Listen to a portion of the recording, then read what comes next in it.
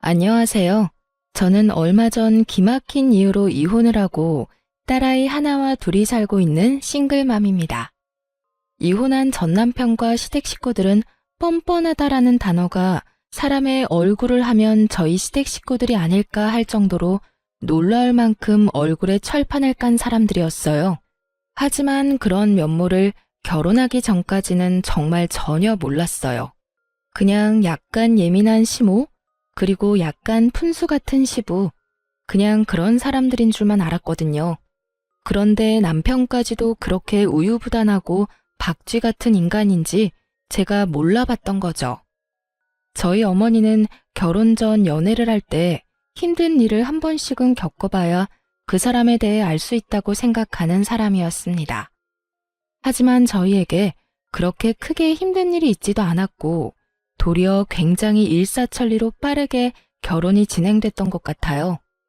남편은 공무원으로 일하고 있었고 저는 대기업 금융회사에서 일하는 사람이었습니다. 처음에 상견례를 하기 위해 친정 부모님과 예비시댁 쪽 식구들이 만났을 때 친정엄마는 영 못마땅해 하셨어요.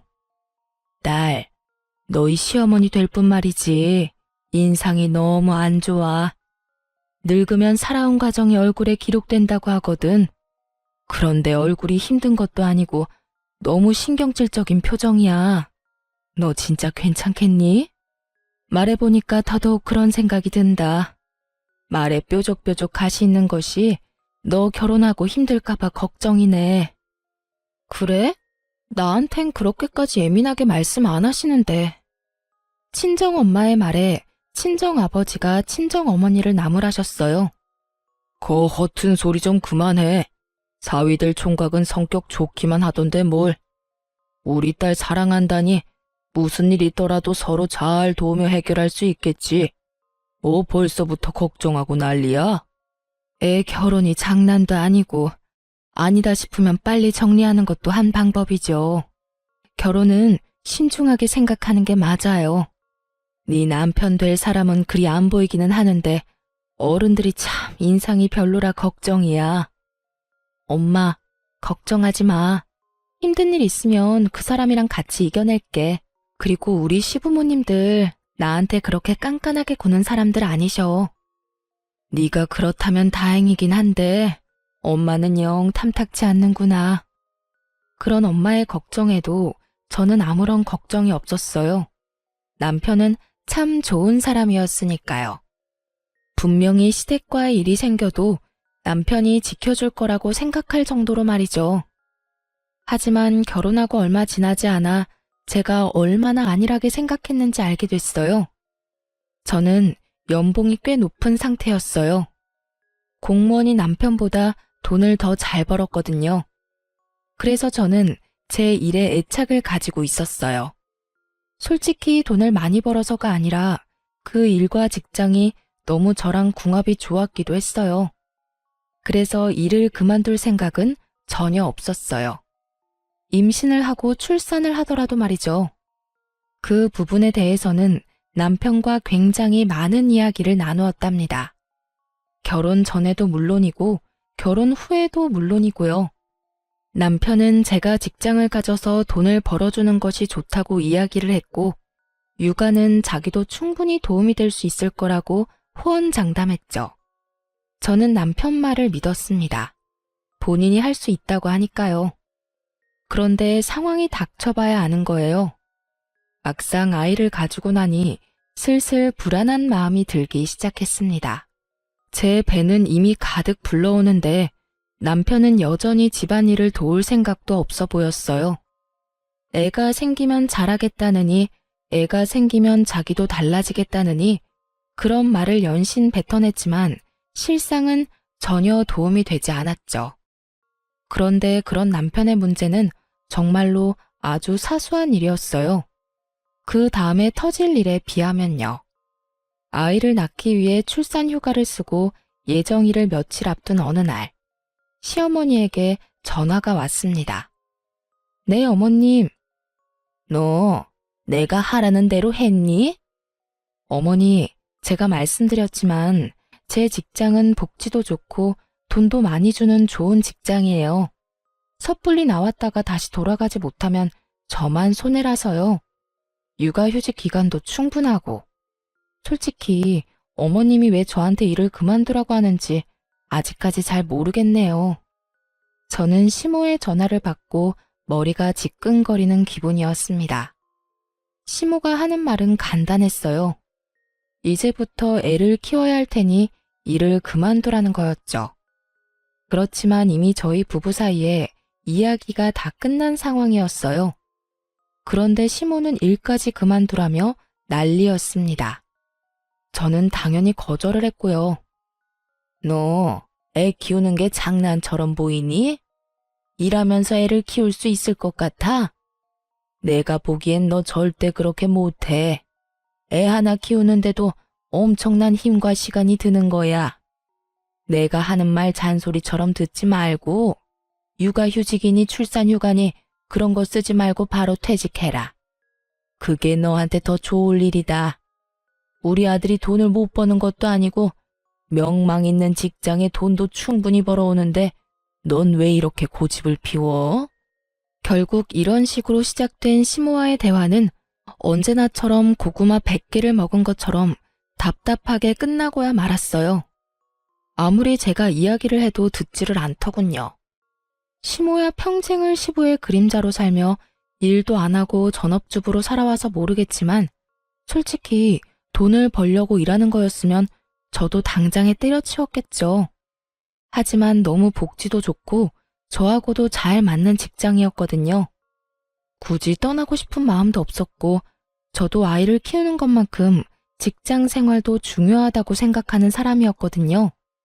그런 제가 시모의 전화를 하루에도 몇 통을 받으니 결국 참지 못하고 남편에게 말했어요. 그런데 남편 말이 더 웃겼습니다. 당신도 참 답답하네. 남들은 일 못 쉬어서 난린데 당신은 왜 자꾸 그렇게 일을 하고 싶어서 난리야? 내가 다 책임질 테니까 우리 엄마가 하라는 대로 해주면 안 돼? 그럼 내 인생은 뭐가 돼? 내가 평생을 가꿔서 읽어온 일들이야. 그리고 거기서 일하는 거 너무 좋아하고. 전업주부가 내 성미에 맞다면 모르겠지만 난 그런 성격도 아니잖아. 밖에서 사람을 만나야 스트레스가 풀리는 사람인데 집안에서 애만 보고 있는 것도 정말 못할 짓이라고. 당신 인생이 뭐긴 뭐야? 내 아내, 그리고 우리 애 엄마. 그렇게 사는 거지. 남들 다 그렇게 살아. 난 당신이 왜 화를 내는지 모르겠어. 아, 그냥 일 그만두면 되잖아. 그렇게 남편과의 대화도 별 소득 없이 끝나버렸죠. 그래도 저는 일을 그만둘 생각이 전혀 없었어요. 남편과 시모를 속이더라도 일은 계속할 생각이었거든요. 그렇게 아이가 태어나고 한두 달간은 잠잠했습니다. 모유 때문에 잠도 제대로 못 자는 며느리에게 그런 말을 할 정도로 못된 사람들은 아니 생각했죠. 그런데 딱 2달까지였어요. 아이가 3개월가량이 되어갈 때 또 시모의 전화 공격이 시작됐어요. 이번에는 육아에 직접적으로 간섭하는 전화였어요. 애 모유는 먹였니? 젖 안 나온다고 분유 먹일 생각하지 마라. 나중에 애한테 안 좋아. 애 머리 나빠지면 큰일 난다. 그리고 집도 따뜻하게 해놓고 시원하게 한답시고 여름에 에어컨 틀어놓고 그러면 안 된다.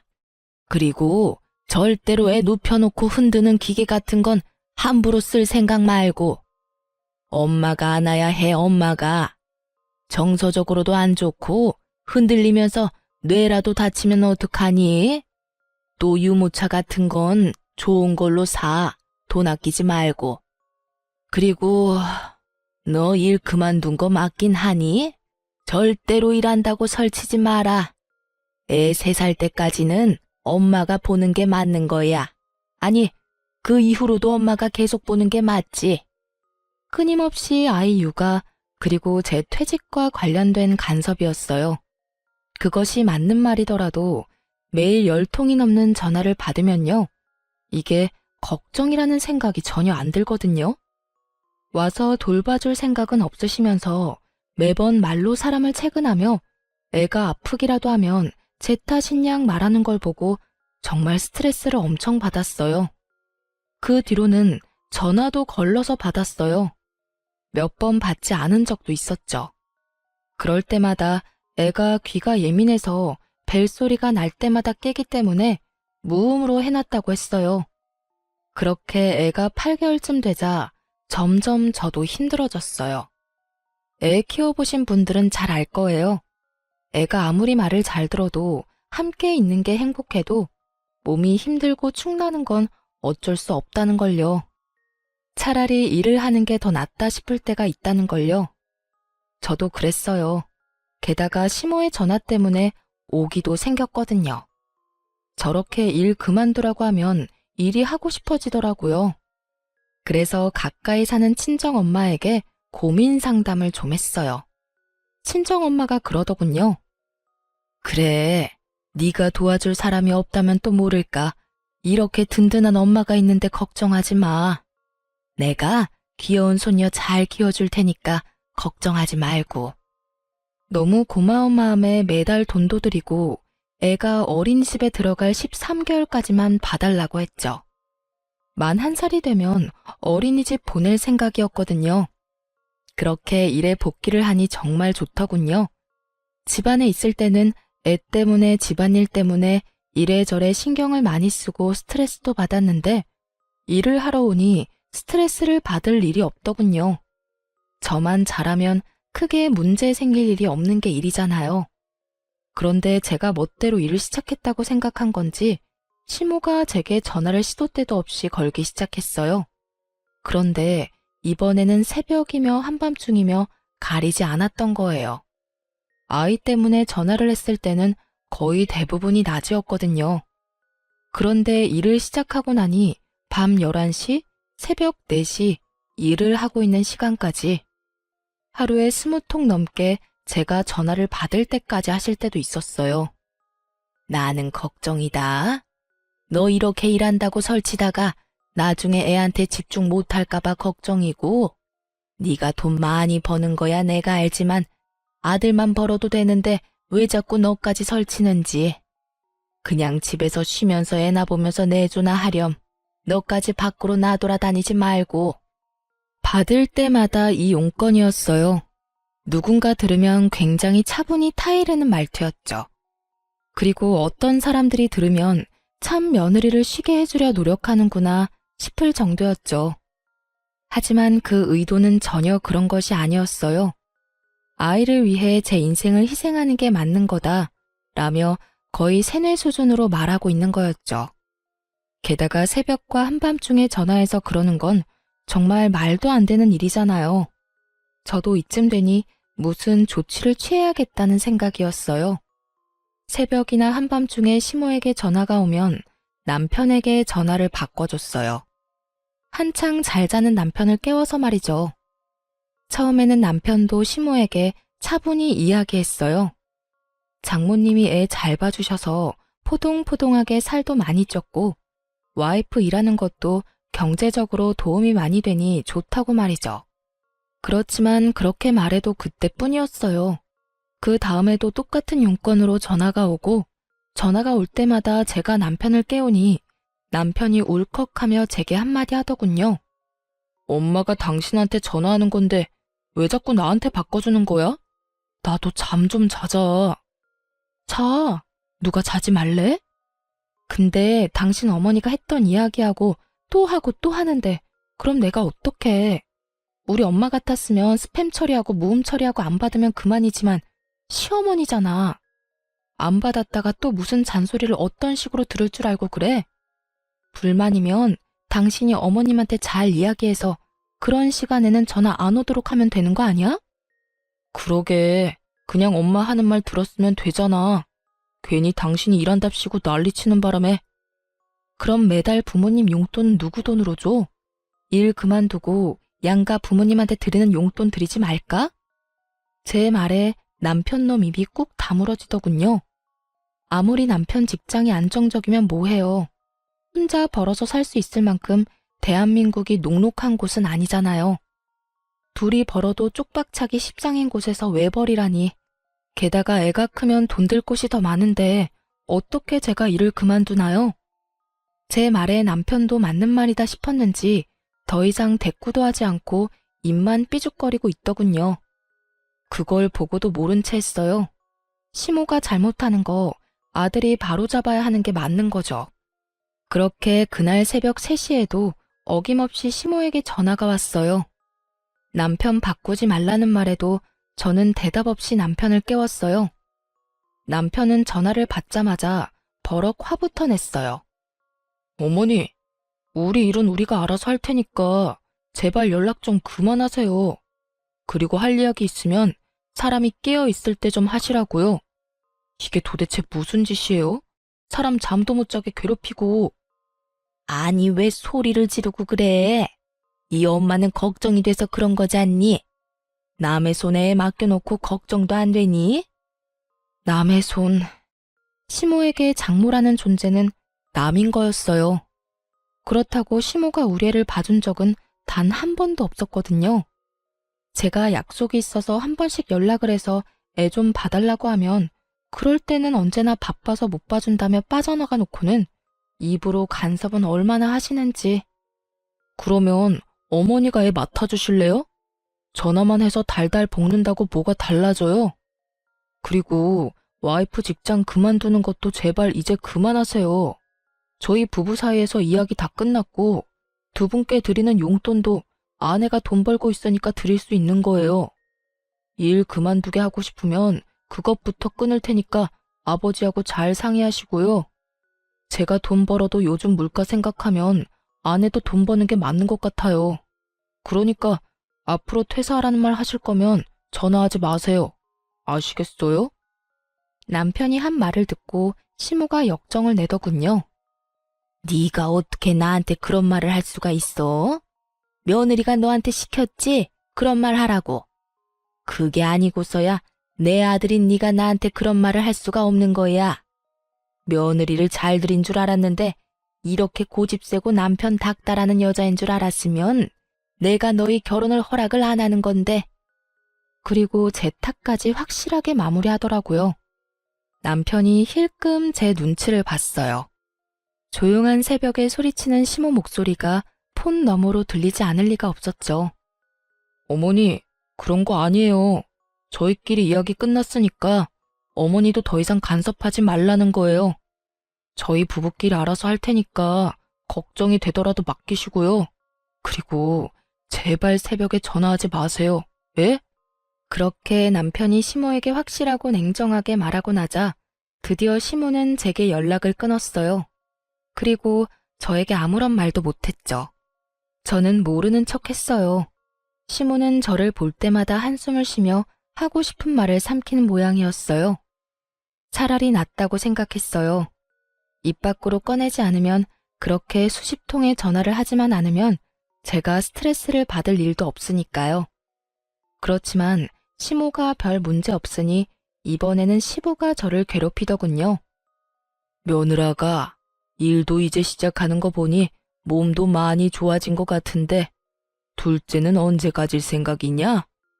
쓸모없이 돈만 축내는 딸보다는 아들이 최고야. 아들 하나는 낳아둬야 집안이 편한 법이다. 시부의 남아선호 사상이 시작됐거든요. 요즘 같은 시대에 무슨 시대에 덜 떨어진 생각인가 싶겠지만 실제로 그렇게 생각하는 사람이 생각보다 많아요. 그리고 나이가 많으면 많을수록 아들이 전부라고 생각하는 사람은 더 많은 법이죠. 애가 2살이 됐을 무렵부터 꾸준히 시부가 제게 말했어요. 솔직하게 말하자면 둘째를 가지고 싶은 생각은 없었어요. 하나만으로도 벅차다는 생각이었고 육아휴직을 2번이나 쓰는 것도 눈치가 보이는 상황이었죠. 물론 직장 사람들 그 누구도 제게 무엇라 하지 않겠지만 제 마음이 미안함으로 가득했거든요. 그래서 말로만 네 생기면 낳아야죠 하고 건성으로 답하기 일쑤였어요. 그런데 저희 딸이 만으로 4살이 됐을 무렵 그 일이 벌어졌어요. 그날은 어린이날로 딸아이가 아주 기대하던 날이었어요. 딸애는 기분이 좋아서 아침부터 난리였어요.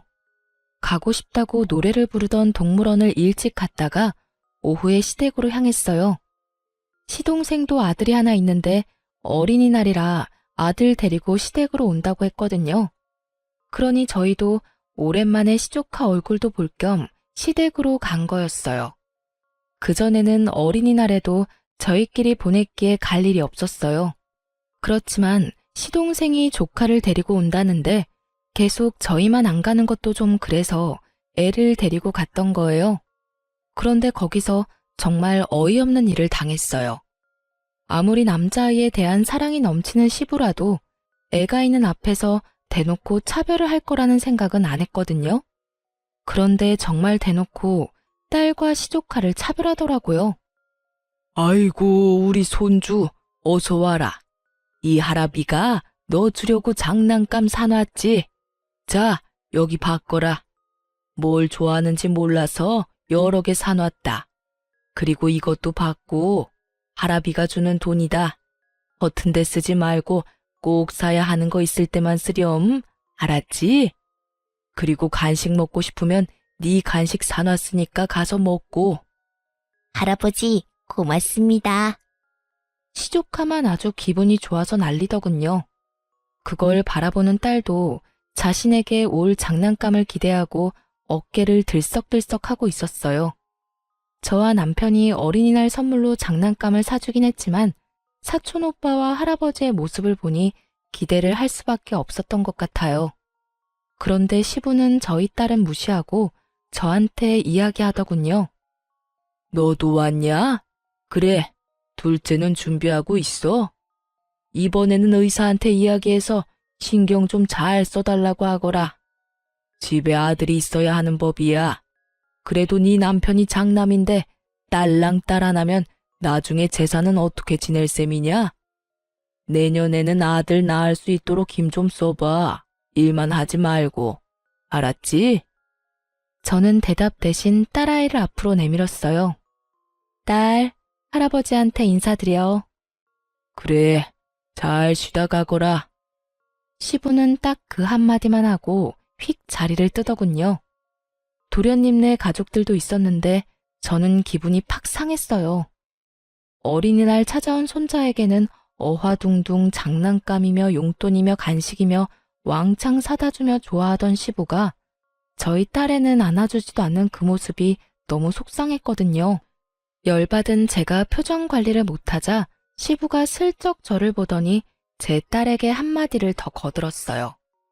우리 손녀, 출가 외인이라는 말 아냐?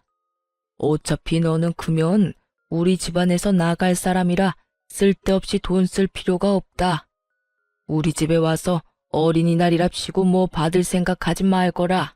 그러고는 피곤하다며 방으로 들어가 버리더군요. 그리고 그런 제 옆에서 도련님이 웃으면서 그러더군요. 형수님, 그러니 아들이라도 낳지 그러셨어요. 둘째는 꼭 아들 낳으세요. 왜? 그 말을 듣는데 더 열받더라고요.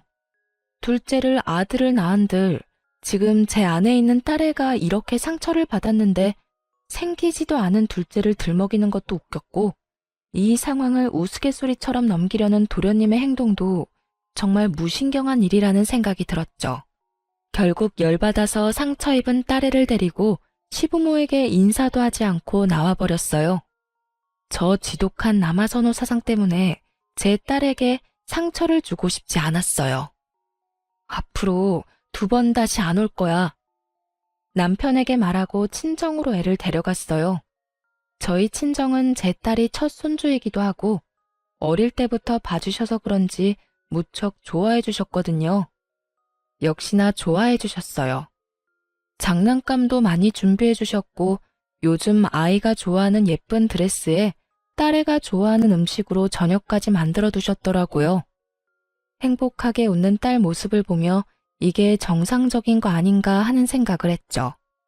그런데 곧 시부에게 전화가 왔어요. 전화 받기 정말 싫었지만 받았죠. 야, 너희 왜 말도 없이 그냥 갔어? 아버님이 불편해하셔서 빨리 돌아왔어요. 무슨 문제라도 있으세요? 아니, 간다면 간다고 이야기를 해야지. 그리고 어버이날 평일이라서 어차피 못 오는 거 아니냐? 오늘 어버이날 용돈도 미리 주고 가지. 혹시 소녀한테 한 것 때문에 삐졌어? 어린 손녀한테 그런 상처 주는 말 하신 데는 이유가 있으시겠죠. 설마 어른이 별 생각 없이 새까맣게 어린 손녀한테 상처를 주실 리 있겠어요? 어버이날 전 못 갈 것 같으니까 남편 보낼게요. 너 지금 네 딸한테 기분 나쁜 소리 했다고 나한테 화내냐? 뭐 이런 싸가지 없는 며느리가 있어? 어른이 하는 말에 다 이유가 있는 법인데 그것도 모르고 어디서? 이유, 대체 무슨 이유가 있는지 궁금했지만 묻지도 않았어요. 그리고 그 앞에서 바로 남편에게 전화 넘겨줬어요. 스피커폰으로요. 남편이 완전히 당황했어요. 눈앞에 보이는 장인 장모의 표정이 살벌했으니까요. 남편이 제가 건네는 전화를 받더니 얼른 스피커폰부터 꺼버리더군요. 그리고는 밖으로 전화기를 들고 나가버렸어요. 그걸 보던 저희 친정엄마가 그러더라고요. 너희 시댁에 무슨 일이 있니? 시아버지가 왜 저렇게 화가 나셨어? 화는 내가 내야지. 4살밖에 안 된 손녀딸한테 출가 외인이라고 쓸데없는데 돈 쓰기 싫다면서 시동생 아들하고 엄청 차별하셨어. 아무리 아들이 좋다고 해도 그렇지. 대놓고 딸 앞에서 딸한테 상처 준 거 나는 못 참아. 속상해서 눈물을 글썽이는 제 모습에 친정엄마가 저를 토닥여줬어요. 그 뒤에 돌아온 남편은 제게 눈치를 주며 일찍 가자고 하더군요. 저는 그러고 싶지 않아서 그 눈치 뚝 끊어먹고 친정에서 실컷 애 놀게 만들었어요. 그리고 그날 저녁 집으로 돌아가는 차 안에서 딸애가 자고 있을 때 남편에게 말했어요. 나 5월 8일 어버이날 시댁에 안 가. 그렇게 알고 있어. 제발 좀 그만해. 아까 그 일 때문이면 당신이 이해 좀 해. 원래 그런 분인 걸 어떡해? 그렇다고 나더러 불효를 저지르라는 거야? 뭔 헛소리야. 당신 부모님이니까 당신이 효도하고 싶으면 해. 누가 그걸 막는데? 딸 낳은 며느리 마음에 안 들어 하시고 손녀까지 마음에 안 들어 하시니 하는 말 아냐. 어린이날에도 손녀딸 한 번도 안아주지도 않는 분들한테 뭘 바라겠어? 당신이 다 알아서 해. 나는 그쪽에 신경 안 쓸 테니까. 당신이 나 대신 신경 쓰고 잘해드려. 나한테는 해달라고 바라지 말고. 제발 좀 이성적으로 생각해. 저는 입을 닫았어요. 남편이 제 모습에 눈치만 연신 보더군요. 속이 탔을 거예요. 어버이날 양가 부모님께 드리는 용돈은 제 월급에서 나왔거든요. 그런데 제가 시댁에 안 간다니 그거부터 걱정이 된 모양이었어요. 그리고 5월 8일이 됐고 저는 친정으로, 남편은 시댁으로 향했죠. 그런데 제가 친정에 있는 동안 시부에게 전화가 왔더군요. 너 왜 우리 집에 안 오냐? 애아빠 도착 안 했나요? 그 사람이 가기로 했는데요. 너는 뭐하고 안 와? 아들이 너 안 와서 용돈 없다고 하던데. 어버이날 용돈 100만 원 안 줄 거야? 저한테 돈 맡겨놓으셨어요? 용돈 100만 원을 왜 저한테 와서 찾으세요? 저도 돈 없어요, 아버님. 아드님 능력 좋은데 아드님한테 요구하시면 되죠. 저한테까지 전화하시는 이유를 모르겠네요. 멀쩡한 아들을 놔두고 싸가지 없는 며느리한테 전화를 왜 하셔요? 너 저번에 어린이날 있었던 것 때문에 이러는 거면? 그 말에 저는 대답조차 안 했어요. 눈치를 챈 거죠. 그것 때문에 제가 기분이 나쁘다는 티를 팍팍 냈으니까요. 시부는 그 상태로 전화를 뚝 끊더군요. 그런데 그 뒤에 저희 엄마에게 전화가 왔어요. 시부가 대뜸 저희 친정엄마에게 전화해서는 물어보는 거예요. 사돈, 내 하나 물어봅시다. 딸이 용돈으로 얼마를 받았습니까? 용돈 줬지요? 저희 엄마가 당황한 듯 전화기를 들고 우물쭈물 하더군요. 저는 엄마 전화기를 뺏어서 꽥 소리를 질렀죠. 아버님, 저희 어머니한테 용돈 100만 원 드렸어요. 솔직히 엄마가 우리 애도 봐주고 반찬도 해주셔서 100만 원도 모자라는 생각이 들 정도거든요. 그리고 이번 어린이날에도 우리 딸한테 돈을 많이 쓰셔서 그만큼 다 돌려드렸어요. 그런데 그게 그렇게 궁금하세요? 아드님한테 돈 달라고 하시면 되지 왜 뜬금없이 저희 부모님한테 전화해서 이런 무례한 행동 하시는 거예요? 지금 저희 어머니한테 전화해서 돈 얼마 받았냐고 추궁하는 거 얼마나 무례하고 생각 없는 일인지 모르시는 건 아니죠? 결국 제 입에서도 좋은 말이 안 나왔어요. 그랬더니 시부가 욕을 어찌나 하던지. 부모가 다 똑같은 부모지. 왜 너희 부모한테만 용돈을 줘? 그리고 무례해? 네가 먼저 싸가지 없는 짓 안 했으면 나도 이런 짓 안 했지. 너 돈 좀 번다고 유세 떠는 거냐? 어버이날 챙겨야 할 부모가 4분이나 있는데 저 혼자 다 어떻게 책임지나요? 남편은 남편 부모님 챙기는 거고 저는 제 부모님 챙기는 건데 왜 화가 났는지 모르겠네요. 그리고 솔직히 시댁에서 저희 애랑 저희한테 신경 쓰신 적은 있어요?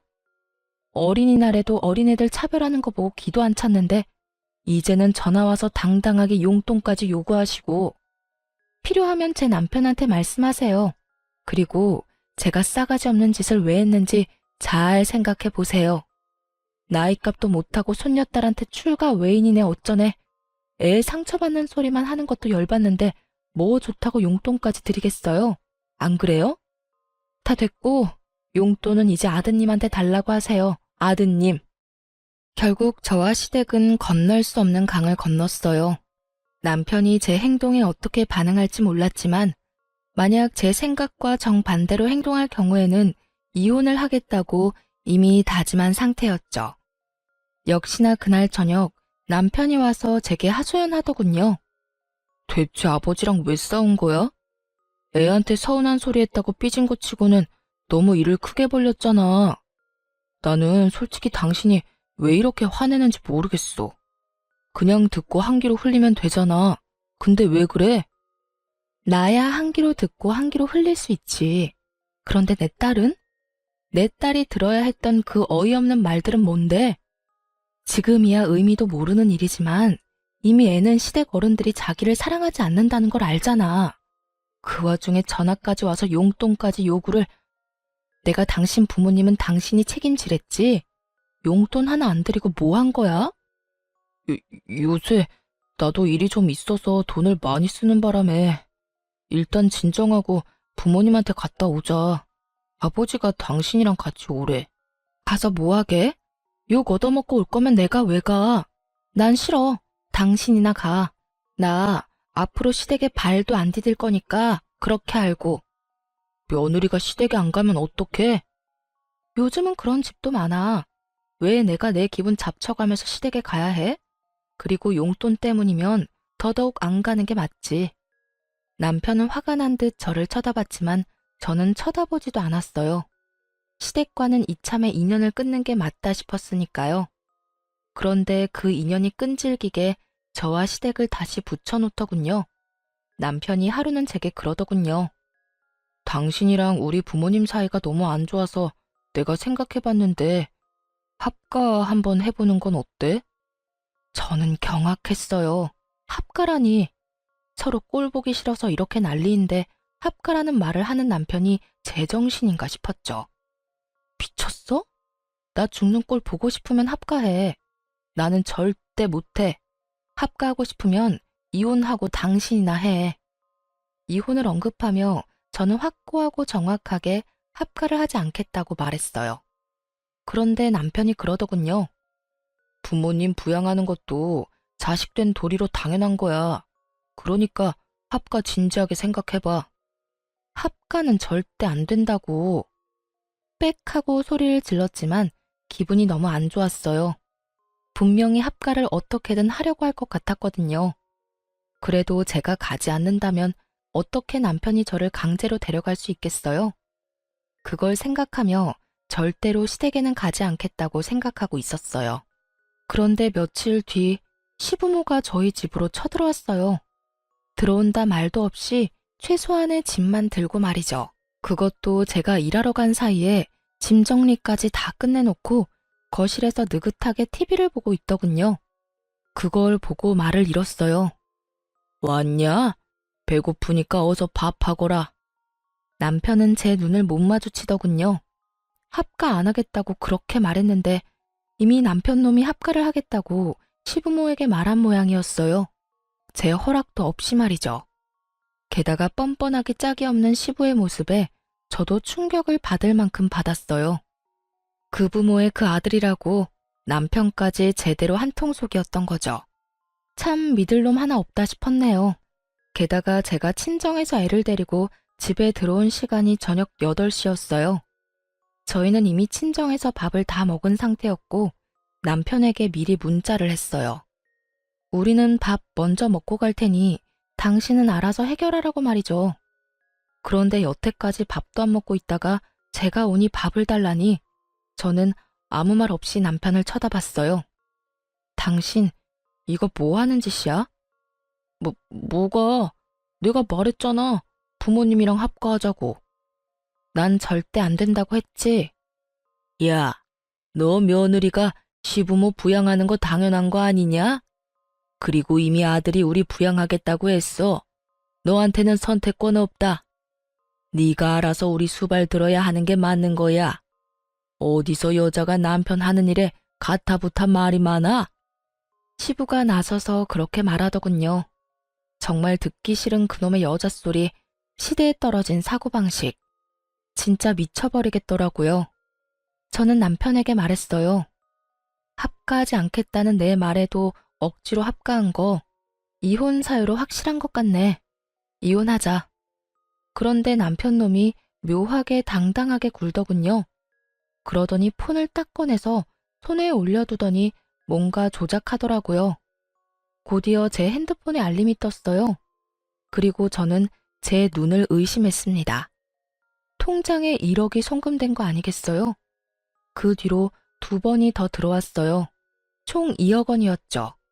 하루 송금 한도가 1억이라 2번에 나눠 돈이 들어온 거예요. 봤지? 아버지가 집한 돈 우리한테 주신 거야. 당신한테도 절반 나눠주는 거야. 내가 맨입으로 당신한테 부모님 수발 들라고 하는 줄 알았어? 당연히 합가에 따르는 돈은 주는 게 맞지. 그러면서 아주 의기양양하게 제게 말하더라고요. 저는 웃음이 났어요. 강제로 2억 붙여주고 부모님 수발 들라는 것 자체가 너무 코미디 같더라고요. 돈 2억 때문에 남은 몇십 년을 스트레스에 쩔어서 살라는 게 수지가 맞는 일인가 싶어서요. 그 몇 배를 준다고 해도 저는 결코 살고 싶지 않았어요. 지금 당장 제 딸 얼굴만 해도 싫어서 질색팔색을 하는데 합가는 무슨 합가인지.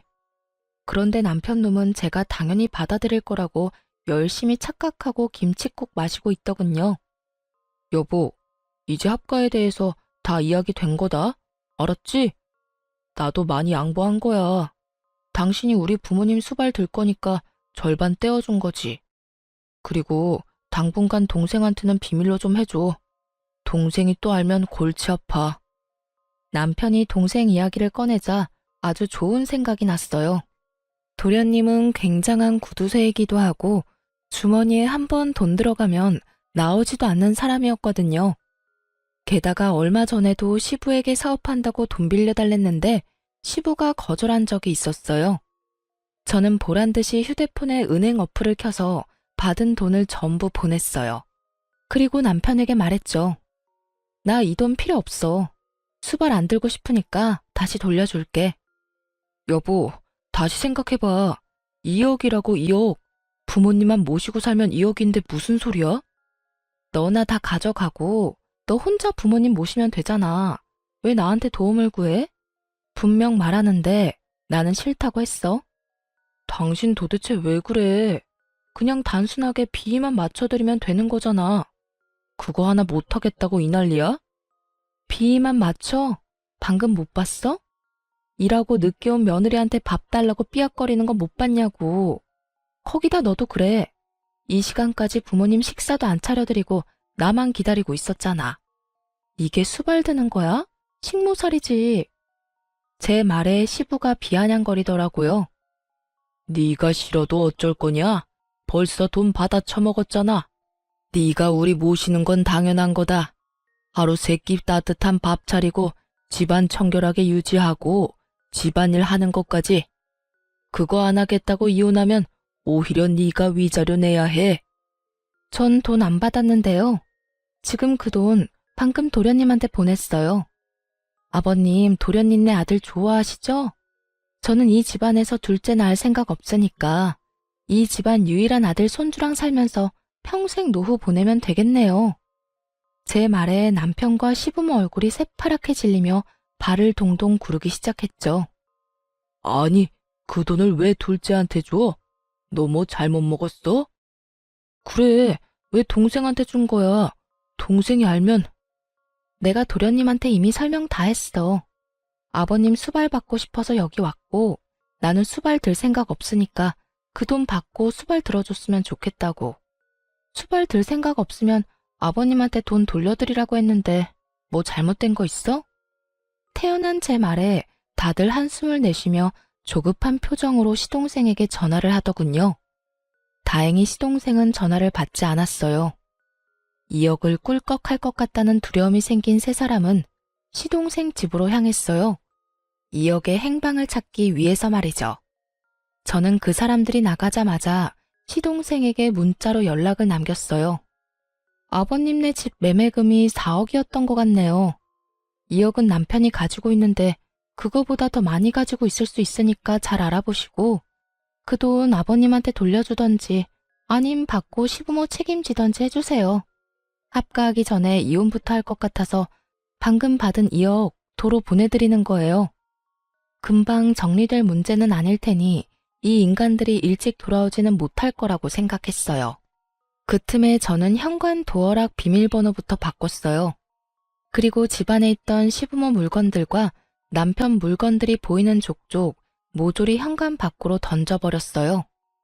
다행히 시부모 짐도 아직 다 벌려놓은 게 아니었고 남편 짐도 그리 많은 건 아니었던지라 정리는 생각보다 빨리 끝났거든요.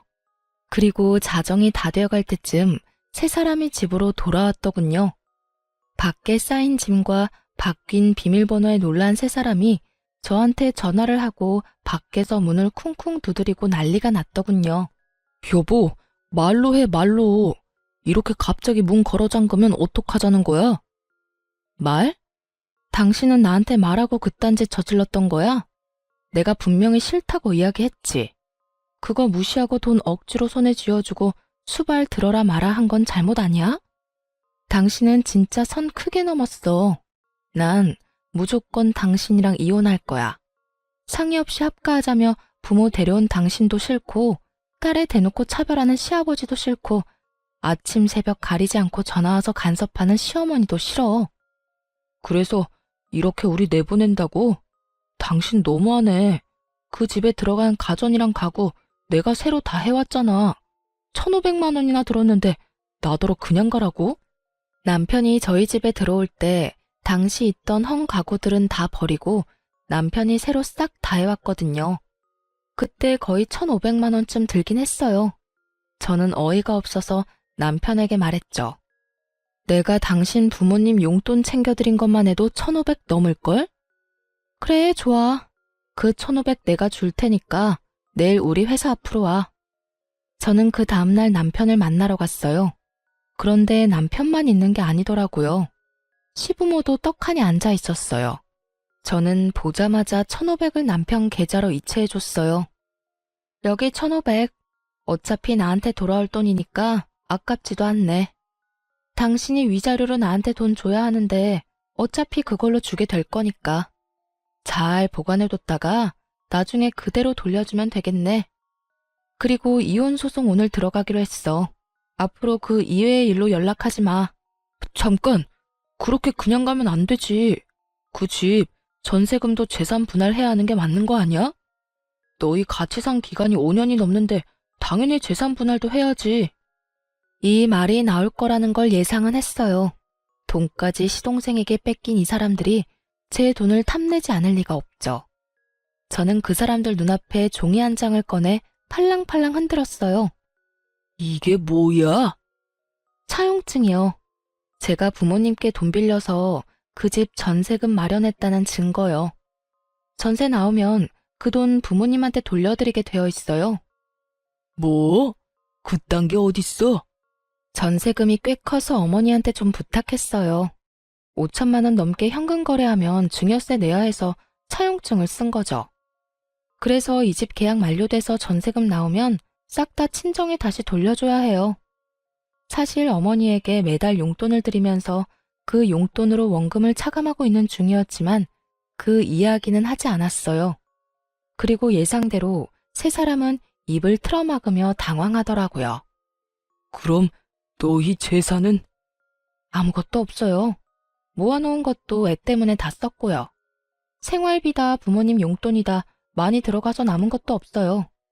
예적금이라도 있으면 모르겠는데 그것도 없고. 그래도 다행이잖아요.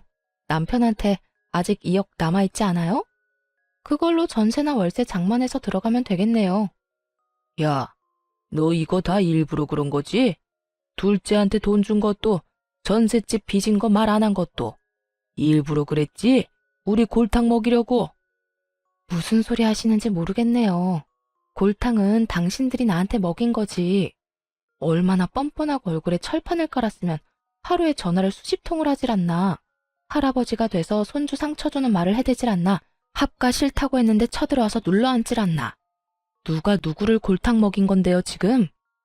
말도 없이 들어와서 돈만 받으면 모셔줄 줄 알았어요? 두 사람 모시느니 내가 남편이랑 이혼하는 게 더 낫죠. 그러니까 앞으로 연락하지 마세요. 본인들 앞길 본인들이 알아서 개척하시고. 아니, 손이 없어요, 발이 없어요? 아직까지 팔팔하시면서 왜 며느리한테 빌붙으려고 하세요? 그것도 그렇게 괴롭히고 못 살게 굴던 며느리한테. 좋아하시는 도련님네 가서 편하게 사세요. 손자 재롱도 보시면서. 그렇게 소리치고 저도 집으로 돌아와 버렸어요. 남편이 뒤따라와서 저를 붙잡고 늘어지더군요. 여보, 이렇게 화낼 줄 정말 몰랐어. 나는 그냥 당신이 돈만 받으면 좋아할 줄 알고. 나 당신이랑 헤어지면 갈 곳도 없어. 네가 뿌린 씨앗이니까 네 손으로 거둬. 그러게 누가 집으로 데려오라고 했어? 순간 눈앞에 돈에 눈이 멀어서 넌 나를 팔아먹은 거나 마찬가지야. 돈만 주면 다 되는 거야? 그 스트레스로 내가 죽어나가는 건 보이지도 않냐고. 몇 번을 내가 말하고 당신한테 이야기했잖아. 두 분 부모님 때문에 힘들다고. 멀리해도 모자랄 판에 집에 데려오는 짓을.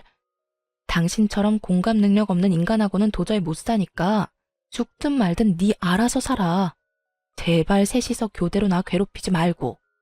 그렇게 세 사람을 내버려 두고 돌아왔어요.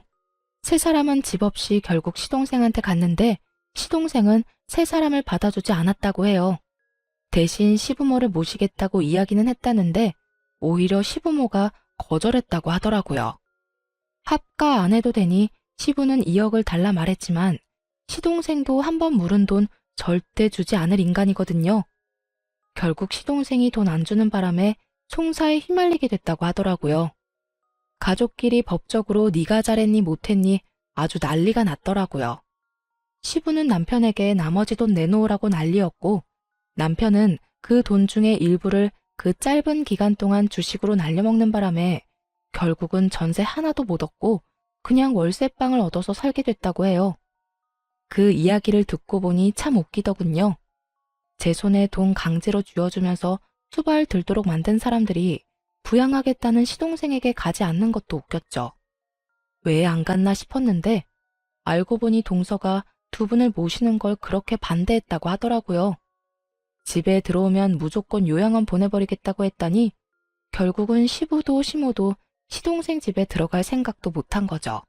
그 상황에 돈은 돌려줄 생각도 하지 않고 있으니 시부모도 화가 났을 거고 결과는 서로가 서로를 까내리는 모양새가 된 거죠. 이쯤 되니 그런 생각이 들더군요. 시부모에게 당한 며느리가 나 하나뿐만은 아니었구나 하는 생각요. 동서도 아들 낳은 것을 제외하고서는 시부모에게 저와 비슷한 일을 당했을 테죠. 그러니 절대로 부양 못한다고 했을 테고요. 집에서 새는 바가지가 다른 데서 안 셀 리가 없잖아요. 어쨌든 저는 그들과 멀리 떨어져 아이를 키우면서 잘 살고 있어요. 처음부터 떨어져 나와 살았다면 제가 그런 꼴 당할 일은 없었을 텐데. 그것만 살짝 후회돼요. 그렇지만 지금이라도 제자리를 찾았으니 안심이 되기도 하고요. 살다 보니 참 가족끼리 별꼴 다 본다 싶었네요. 그래도 잘 빠져나왔으니 제 인생에는 다행이에요. 앞으로는 이런 일 당하면서 살 생각은 없어요. 혼자서 늙어 죽을 때까지 딸이랑 속 편하게 살고 싶네요. 긴 글 읽어주셔서 감사합니다. 좋은 하루 되세요.